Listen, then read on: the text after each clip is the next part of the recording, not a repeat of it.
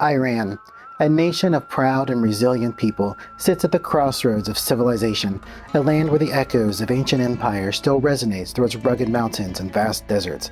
Today the world sees an Iran through the lens of modern strife, conflict, internal repression, and its fraught relationship with the West. Yet these contemporary struggles are but the latest chapter in a saga that stretches back millennia to a time when the fate of empires was decided by the clash of spears and the ambitions of kings.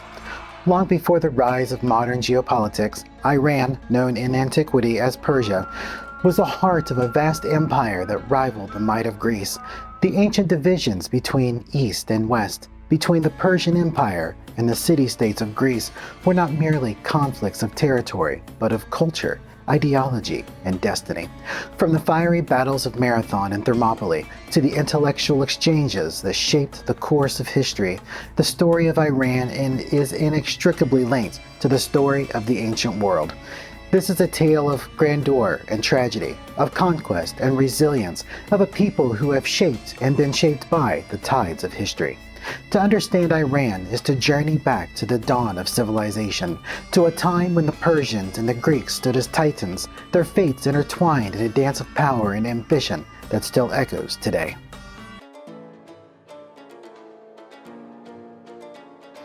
The modern struggle between the United States, Iran, and Russia may seem like a product of recent history, emerging from Cold War politics, the Iranian Revolution, and American foreign interventions. But the roots of this conflict stretch far deeper. To fully grasp the underlying dynamics at play, we must look back to the ancient rivalries of Persia, Greece, and the Byzantine Empire.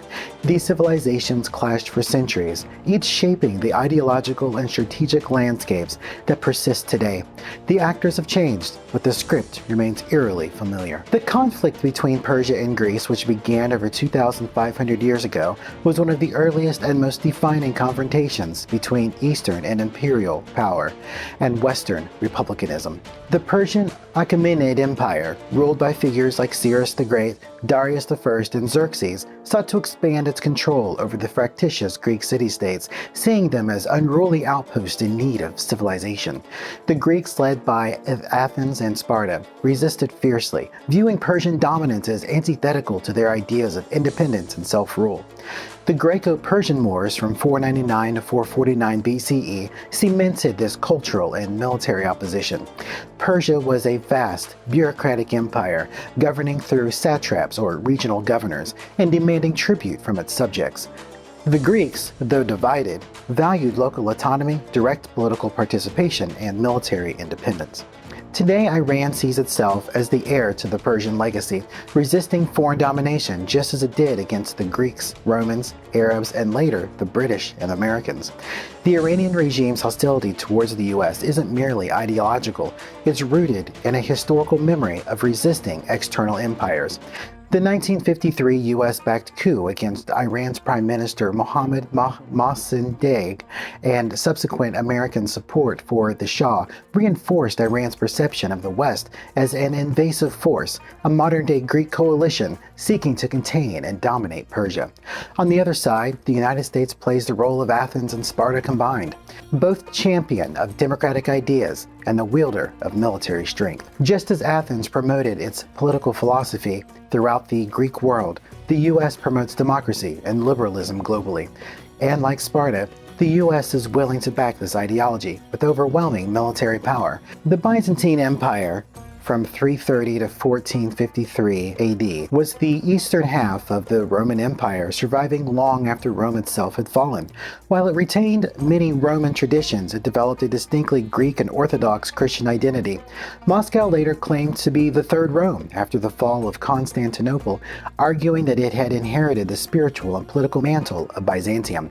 Byzantium's strategic goals were often focused on defending its borders from both Western Catholic Europe and Eastern Islamic powers, mirroring modern Russia's balancing act between NATO and the Islamic world. The Byzantine Empire also frequently allied with Persia against common Western threats, much how modern Russia and Iran cooperate today against Western, NATO and U.S. dominance, for example. Iran, as its eastern ally, Russia, continues to see itself as the protector of Orthodox Christianity and the Eastern world, just as Byzantium once did. It also maintained strong alliances with Iran, much like the Byzantines periodically allied with the Persian Sassanid Empire against Western forces. This historical continuity helps explain why Moscow and Tehran find common cause against the United States and NATO. Like Byzantium, Russia is both European and non-European, Christian, but culturally distinct from the West. This duality fuels its ongoing friction with NATO, much like the Byzantines struggled against both Catholic Europe and the Muslim world. The Middle East has always been the contested frontier between these great civilizations. In antiquity, it was the battleground between Persia and Greece, then Persia and Rome, then Byzantium and the Islamic Caliphates. Today it remains the fault line where U.S. power, Iranian influence, and Russian strategy collide. Syria today is a modern battlefield akin to ancient Anatolia or Mesopotamia, a region where Persia, Rome, and Byzantium all vied for control. Russia's military support for Bashar al-Assad in Syria is reminiscent of Byzantine interventions in the east, while Iran's proxy militias mirror Persia's historical role as a regional hegemon. Iraq, once part of both Persian and Byzantine territories, remains a contested zone. Iran seeks influence there as the postmodern Persian state, while the U.S. has attempted to establish democratic governance in a region historically resistant to Western rule. The Persian Gulf resembles the Aegean Sea during the Greco-Persian Wars, a key strategic waterway where naval power dictates influence. The U.S. maintains a presence there, much like the Greeks did in the Mediterranean, while Iran, echoing Persia's naval strategy, seeks to challenge Western dominance through asymmetric means, such as using small attack boats and drone warfare. While the modern world is shaped by nuclear deterrence, economic sanctions, and diplomatic alliances, the underlying themes remain the same. A powerful, centralized Persian state, like Iran, resisting Western encroachment. A Western power championing its political ideology while asserting military dominance. An Eastern Orthodox empire acting as a strategic counterbalance to both East and West. These dynamics are not simply products of modern geopolitics. They are civilizational conflicts that stretch back over 2,000 years. The Persian, Greek, and Byzantine legacies continue to shape today's power struggles in ways that policymakers and analysts often overlook. If history teaches us anything, it is that empires rise, clash, and adapt, but the fundamental nature of their rivalries remains unchanged. Understanding these historical patterns isn't just an academic exercise. It's a key to deciphering the conflicts that will define the next century of global politics. Will Iran, like ancient Persia, continue its defiance of Western power? Will the U.S., like Greece and later Rome, sustain its dominance, or will it overextend itself? Will Russia maintain its Byzantine role as a counterforce, or will internal pressures weaken its global influence? While we cannot predict the future with certainty, history provides a roadmap of civilizational cycles, a roadmap that the world's great powers, whether they realize it or not, are still following today. Taking the historical framework of Persia versus Greece and Byzantium, we can see that the U.S.-Iranian relations are not just a diplomatic dispute.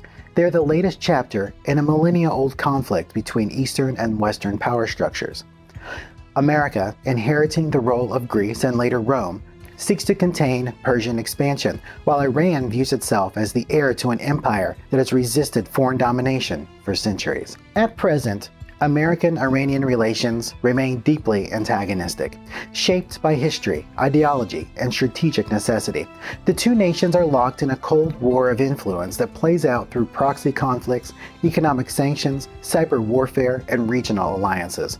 Just as ancient Persia built massive armies and infrastructure to deter Greek or Roman incursions, modern Iran sees nuclear weapons as the ultimate deterrent against American military intervention. The U.S. in turn takes the role of the Greek city-states, uniting against Persian power, aiming to check Iran's expansion before it becomes uncontainable. For policymakers, this means any diplomatic effort with Iran must recognize that Tehran sees disarmament not as a step toward peace, but as an existential vulnerability. History shows that Persia has never yielded to external coercion unless met with overwhelming force or undeniable incentives. The Biden administration's attempt to revive the Iranian nuclear deal shortly before he left office had acknowledged this reality. But will Iran ever truly give up its nuclear ambitions? Not unless it is offered a security guarantee on par with that of North Korea or pre-2011 Libya.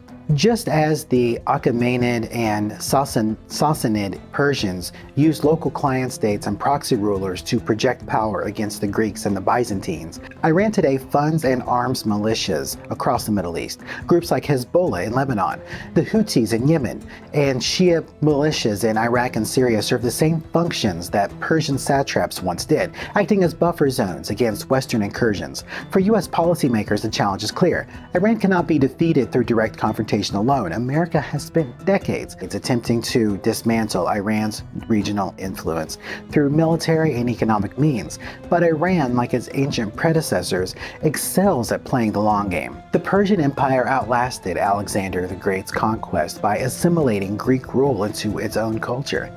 Iran is doing something similar today, absorbing the pressure of U.S. sanctions while adapting its economy and military strategies to remain resilient. The United States has relied heavily on economic sanctions to weaken Iran, mirroring ancient Greek and Byzantine strategies of sieging Persian cities to force surrender. However, Persia, throughout history, has thrived under blockade conditions, using trade networks, illicit markets, and alternative alliances to circumvent economic warfare.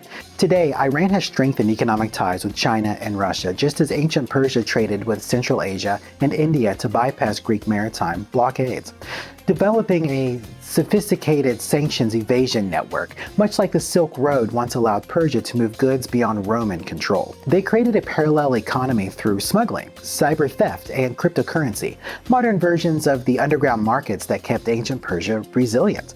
For American policymakers, this means that simply tightening sanctions will not collapse the Iranian regime. It won't work on Russia either. A smarter approach would be to exploit internal divisions within Iran, economic frustrations among its youth, ethnic tensions in its border regions, and discontent among conservative elites. Persia has never been conquered from without. It has only ever collapsed from within. If history is our guide, then Washington must fundamentally rethink its approach to Iran. The traditional methods, sanctions, military threats, and diplomatic isolation are repeating failed Greek and Byzantine strategies that ultimately could not subdue Persian power. A more effective strategy might involve acknowledging Iran's regional role. The Greeks could not simply remove Persia from Asia Minor, just as the U.S. cannot erase Iranian influence from the Middle East. A containment strategy rather than regime change should be the focus. Historically, Persia's greatest vulnerabilities came when it lost its strategic alliances. The U.S. should focus on wedging Tehran away from Moscow and Beijing through selective diplomacy, economic carrots, and regional security arrangements. Every Persian collapse has come from within, not from foreign invasion. The U.S. should focus on supporting Iranian dissident movements, fostering economic dissatisfaction among its middle class, and exploiting ideological divides within the regime. The Byzantine Empire mastered the art of divide and rule, using diplomacy, espionage, and bribery to keep Persia in check. The U.S. must shift from blunt force sanctions to a more covert and strategic influence campaign, fostering internal dissent while avoiding direct military entanglement. Looking through the lens of history, it's clear that the U.S. cannot simply defeat Iran in the traditional sense. Iran is not Iraq, not Libya, and not Afghanistan. It is an ancient civilization with a long tradition of outlasting its enemies. However, history also teaches us that Persia has never been immune to internal fracture. If Washington can recognize this and craft policies that subtly exploit these weaknesses, while managing rather than eliminating Iranian power, it may avoid the costly mistake that Athens, Rome, and Byzantium made in their dealings with Persia. Ultimately, policymakers must decide, will the U.S. continue to play the role of an overextended Greece, exhausting itself in endless wars against Persian resilience, or will it adopt a Byzantine approach, outmaneuvering its adversary through indirect influence, internal destabilization, and strategic patience? The answer to that question may ultimately determine the future of the Middle East and the longevity of American influence in it. Good luck on the campaign.